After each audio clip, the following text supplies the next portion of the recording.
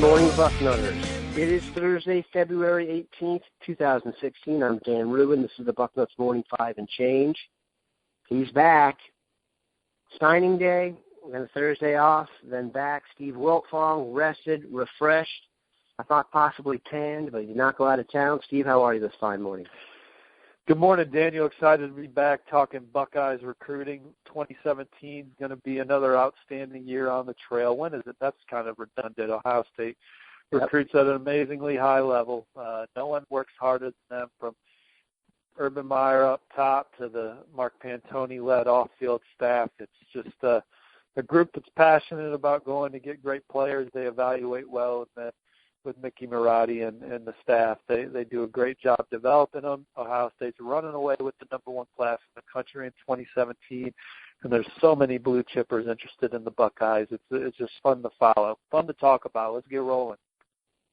No doubt, and that's why we're going to start with someone who's not even from 2017. We're going to start with someone from 2018.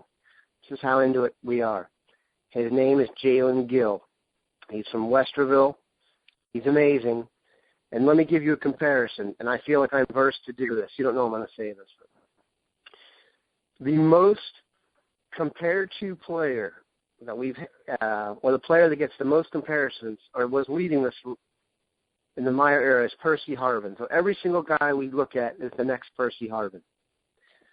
That's actually changed now in Ohio State. That's been replaced by the next Darren Lee. So everyone we get now is the next Darren Lee. But in terms of the next Percy Harvin, I covered Percy Harvin enough in high school to know this. Gill is actually the closest thing as a sophomore I've seen to Percy Harvin.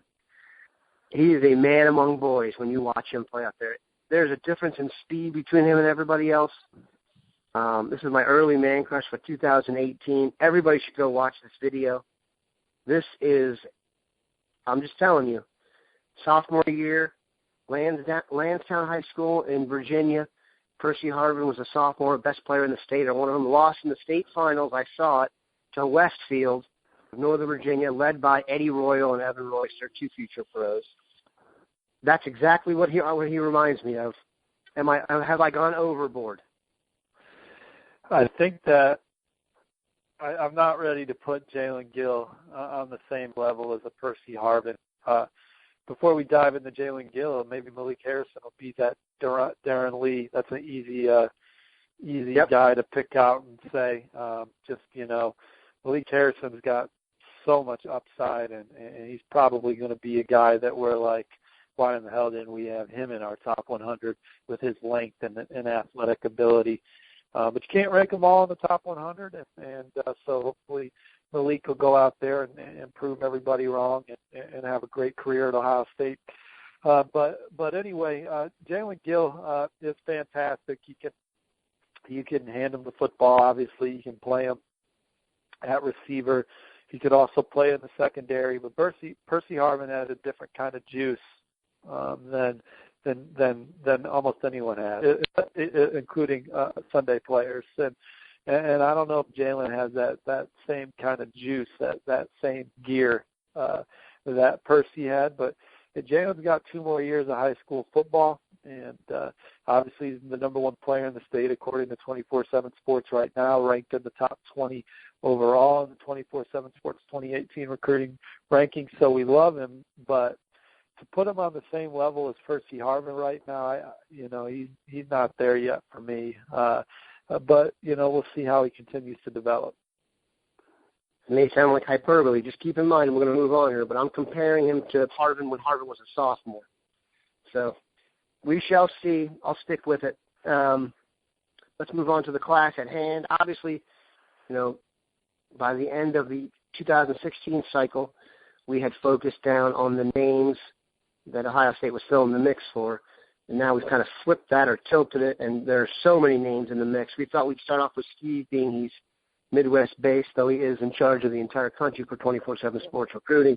We're going to kind of go over the top 5 players in the Midwest according to the current rankings. The 2 at the top are absolutely names everybody knows. In the redundancy section, how about some more comments on the number 1 player in the Midwest, Josh Myers, tackle out of Miamisburg. Well, he's a guy that could be a difference maker across the front for Ohio State, playing any of the positions, and I think he's going to be a 3-year starter at Ohio State.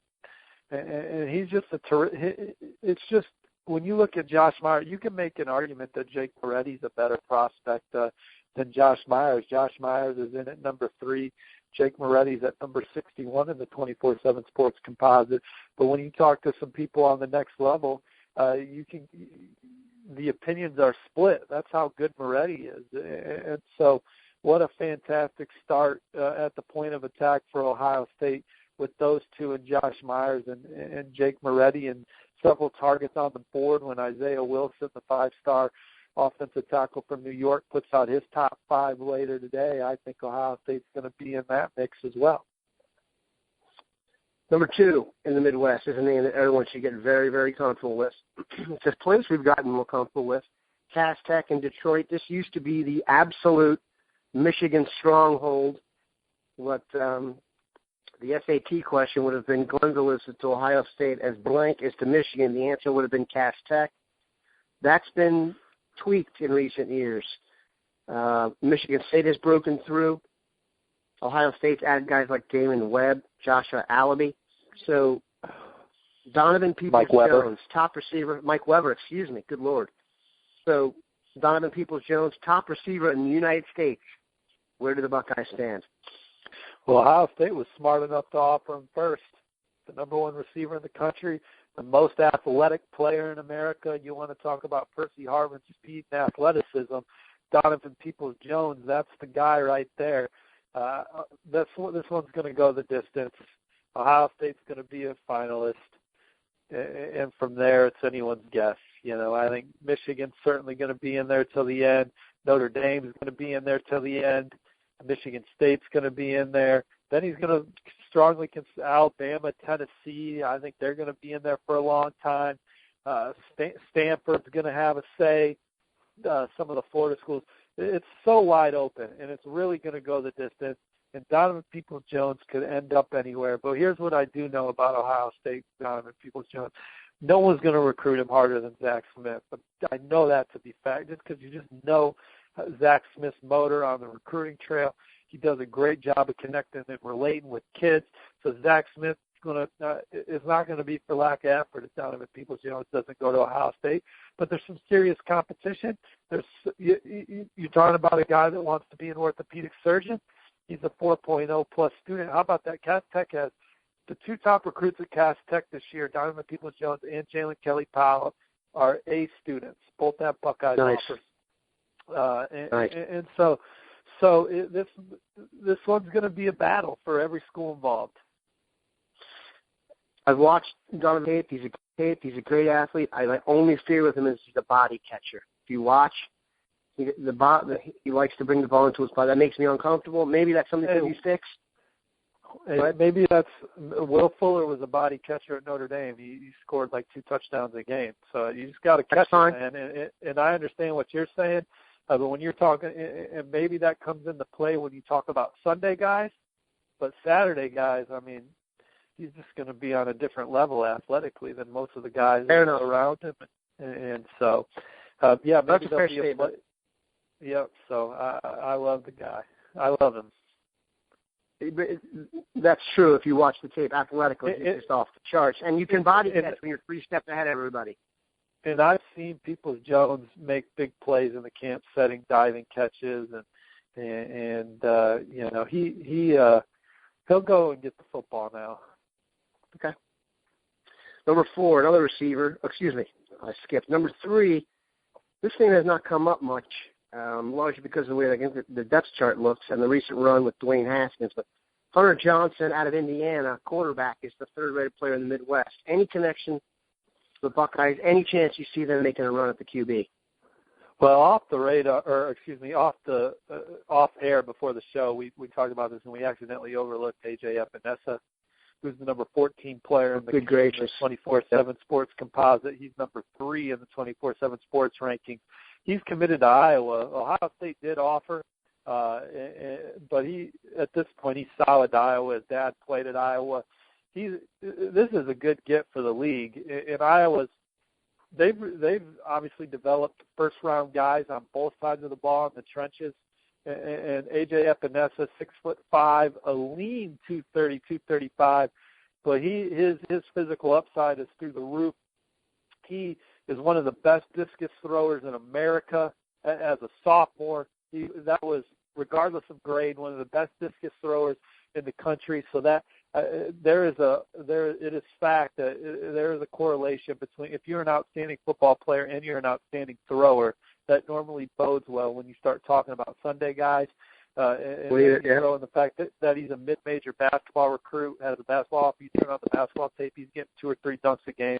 He's a freak. He's a freak. He's going to Iowa. It's a great get for the Hawkeyes, and so he's the number 1 player in Illinois. And then you have Hunter Johnson. Hunter's interesting. I actually think Hunter is a great fit for what Ohio State likes to do on offense. But the Buckeyes went and got Danny Clark committed. I do think Ohio State, I could see Ohio State going after another quarterback in this class. We'll see how things shake out. Possibly take 2 in 17. But Hunter Johnson would have been a great fit, but he's committed to Clemson right now, and he's solid to the Tigers. Interesting how it all could have shook out. I think Coach Combs, I think his son or daughter is married to Hunter's cousin. I may have fudged a minor detail there, but there is a family connection between Coach Combs and Hunter. But Ohio State got their guy. What's a minor detail among cousins, Steve? Well, I just don't want people to run home with what I said here on the radio, because I don't. There is a connection. I just may not have said it correctly. But Hunter's committed to Clemson. He's solid to the Tigers. And Ohio State got Danny Clark in the boat early, and Danny had a good junior year. So we'll see what happens with Ohio State at that position. But I think Clemson. I think Hunter's solid to Clemson. The next guy we talked about all these before the show, but a little bit, and I'll tell you, I am off the small receiver bandwagon. Jeff Thomas, and you argue with me on this, so let's hear it. Jeff Thomas, the diminutive receiver, 5'10", 170. Obviously, he must be good if he's the 4th or 5th rated player in the Midwest. Well, he's absolutely electric, fantastic hands. This one, I think, is going to be an Alabama-Ohio State battle when it's all said and done. Alabama's got a clear lead for Jeff Thomas right now, and they love him down there in Tuscaloosa as much as he's loved everywhere else in the country. He's a very quiet kid, but when the pads are on under the lights, he's fantastic. He plays in the same conference as A.J. Epinesa. A.J. Epinesa's high school coach is one of my favorite guys, just a straight shooter, no BS whatsoever, and he typically grades kids very hard, like some of the other guys, Terry Beckner and some other guys that played in that league that were highly ranked. The coach at Edwardsville, not that he didn't love them not that he didn't understand why they had 50 offers. He could find flaws in their game when I would just be BSing with them. He hates that he has to play against Jeff Thomas. You know, he thinks Jeff Thomas is terrific. I trust him. He's one of my high school coaches that I really trust. And people ask, how do you get your rankings? And there's so many people we talk to, college coaches, high school coaches. We obviously go out and see him ourselves. He's a guy that I like talking about that stuff with. And Jeff Thomas is a very dangerous player. And I think Ohio State will get a crack at him. But right now, Alabama's kind of the school he grew up rooting for and where he sees himself. So, we'll see what happens moving forward.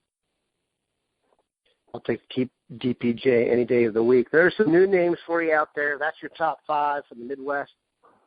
As the season goes on, or the recruiting season goes on, Steve and I will whittle that down and break down everybody Ohio State's interested in, and then down the stretch, as you know, all we're going to talk about is Jordan Fuller, or whoever the next Jordan Fuller is. We appreciate Steve taking the time out. Hope he's back and rolling after vacation. Have a good one, Bucknutters. Appreciate it.